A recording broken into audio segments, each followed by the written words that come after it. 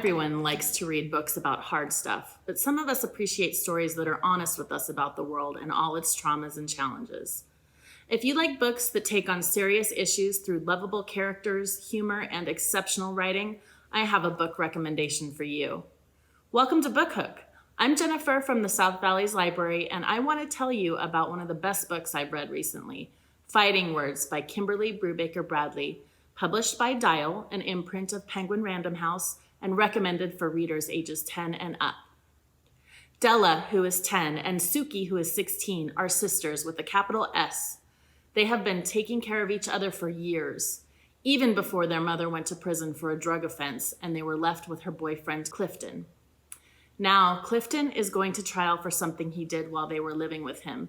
So they have been taken into foster care and are living with a grumpy but ultimately caring and capable woman named Francine. Della doesn't know much about what happened when they were with Clifton, but when Suki's trauma begins to show itself in terrifying ways, she vows to help her sister heal and to do what she can to send Clifton to prison. Now, I know this sounds so sad and overwhelming, but Della can handle it, and she helps us handle it too. Fighting Words is told from the perspective of this spunky, resilient, determined, and so funny girl who hasn't let the hardships of her young life squash her spirit.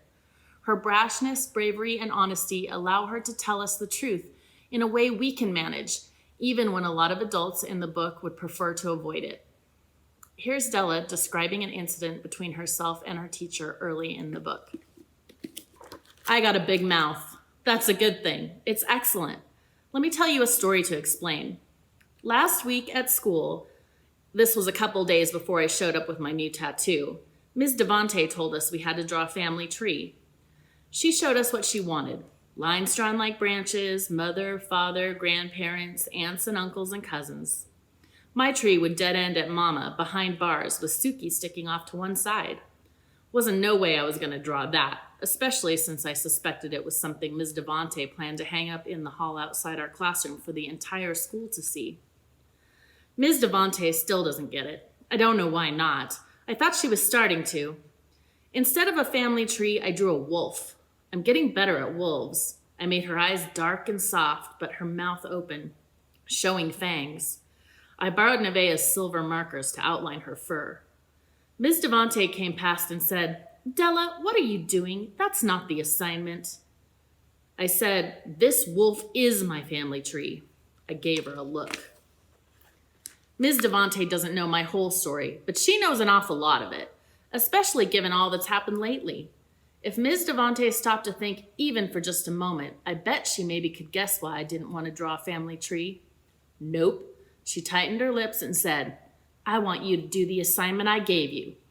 I said, "This assignment is snow." Snow is the word Della uses as a substitute for the curse word she really wants to say. My first time reading this book, I actually listened to the audiobook narrated by the great Bonnie Turpin. She really brought Della's voice to life, and I would highly recommend it. This author, Kimberly Brubaker Bradley, is also the author of several other children's books, but most notably the Newbery Honor Award-winning World War II historical fiction, The War That Saved My Life, and its companion, The War I Finally Won, both of which I would also highly recommend. Print and electronic copies of Fighting Words are available to check out or download through our catalog, washoecountylibrary.us/catalog. Thanks so much for joining me. See you next time.